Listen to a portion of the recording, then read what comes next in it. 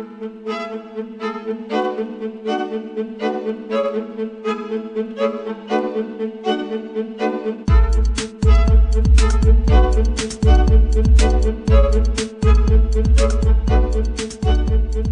me tell you about Codex Alimentarius. Let me define it for you. Let me help you understand the enemy. And let me assure you that absolutely nothing that I'm going to tell you is exaggerated, is interpolated, or is imagined. Everything I'm going to tell you is documented. And it's a great deal of it is documented on my website, which is www.healthfreedomusa, one word, healthfreedomusa.org. Let me back up and tell you that I've been watching Codex come toward us for about the last decade. And I've been watching the votes in Congress, which, God help us, is our bastion of support and protection against Codex, and I'll explain why that is. I've been watching the votes to protect our health freedom dwindle until finally in the 109th Congress, without a good deal of activity, we didn't have the votes to protect us. I've been watching Codex accelerate, and I've been watching it expand, and I've been getting more and more troubled. Let me give you a brief rundown of Codex then.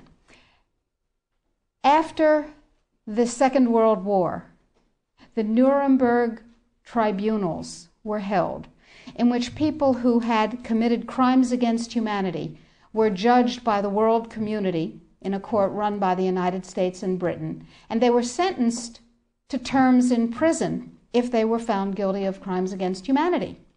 One of the people found guilty of crimes against humanity was the president of a huge industrial megalith called I.G. Farben. I.G. Farben produced the gas used in the gas chambers, Zyklon B. They produced the steel for the death camps and the railroad lines. They produced the munitions, they produced chemicals, they produced all kinds of stuff. They produced pharmaceuticals. Big pharmaceutical company. So the president of I.G. Farben was convicted of crimes against humanity. Now, he's a sort of artistic fellow and creative. He was the one who was responsible for the slogan that people saw as they entered Auschwitz, usually for the last time. Arbeit macht frei. Work brings freedom. Creative sort of fellow. So he was sitting in jail and he said, well, that didn't work. What else can we do? I've got it. Food. He who controls food controls the world. So when he got out of jail, he went to his UN buddies and he said, have I got an idea for you? If we take over food worldwide, we have power worldwide. And his UN buddies said, cool idea. And so they created a trade commission. That's a very important pair of words, a trade commission called the Codex Alimentarius Commission. It is not a public health commission. It is not a consumer protection commission. It is a trade commission. Trade is about what? Money. Business. Trade is about profit. Well, they said in 1962, we're going to work toward total global implementation of Codex Alimentarius on December 31st, 2009. Long term. And they set up a bunch of committees on fish and fishery, fats and oil, fruits and vegetables, ground nuts, nutrition and foods for special dietary uses, and so on. There are currently about 27 Codex committee. There are regional organizations, there are task forces, and so on. So it's a huge bureaucratic monstrosity. It's immense. Codex has promulgated well over 4,000 guidelines, standards, and regulations on everything which can legally be put into your mouth, with the exception of pharmaceuticals. They are not part of Codex. Important. Now, Codex standards have no legal weight whatsoever. Zero. So who cares about them? They're just standards. So we're talking about an industry-dominated, regulation-setting organization. But if it has no legal standing, who cares, right?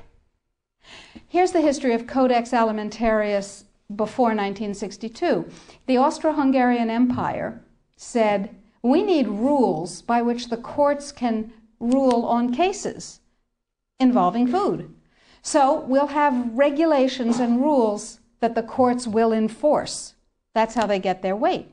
That was called the Codex Alimentarius, and it was put into place around 1893 and lasted until the end of the Austro-Hungarian Empire in the First World War. So the idea was there in the Germanic tradition. We need rules, lots of rules, lots and lots of rules. We need a lot of rules. Let's have rules for everything to do with food. So it was sort of a natural extension for the German industrialists to say, we'll go back to the good old days of Codex Alimentarius, back when we had them in the Austro-Hungarian Empire. Cool. So they started promulgating their rules and regulations, and they were voluntary. They were sort of guidelines. Now, Codex Alimentarius Commission is administered by the World Health Organization, WHO, and the FAO, the Food and Agriculture Organization. They fund Codex and they run it at the request of the UN. So they're mommy and daddy to Codex Alimentarius. And that's very interesting because they're supposed to be about health and food worldwide. Some conflicts of interest that we'll talk about. So Codex started promulgating regulations and rules, and the way that's done is that the committees work up a rule, a standard, a guideline, a regulation, and then they get it to what's called Step 8, which is the final step in their administrative process, and then it's presented to the Codex Alimentarius Commission for ratification, like the vitamin and mineral guideline was presented to the Codex Alimentarius Commission on July 4th this past summer.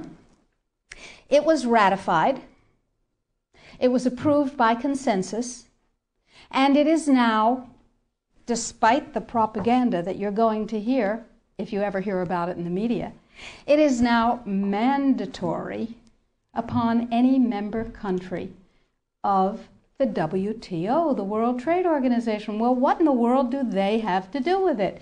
And the answer is everything. The World Trade Organization, you see, accepted Codex when the World Trade Organization was formed in 1994. Okay?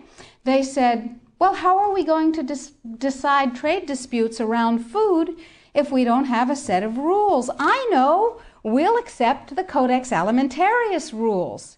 And all the members of the WTO worldwide will, get ready for an Orwellian term, harmonize with our standards, with the Codex standards. Harmonize. I suggest you capitalize the first 4 letters in your mind.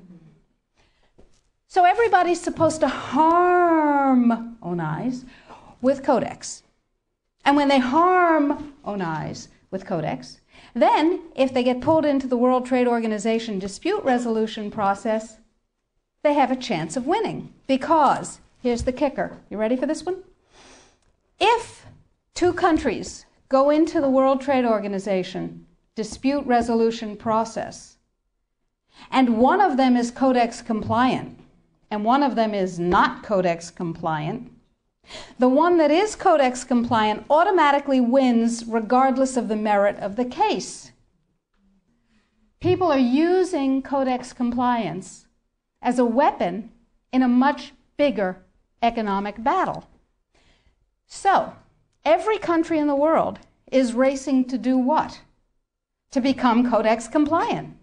So, in the United States, the situation is, okay, how do we become Codex compliant when we have laws that protect us? And you have to remember that Codex does not serve consumer well-being, does not serve health. It serves what I call the 5 bigs. Big Pharma,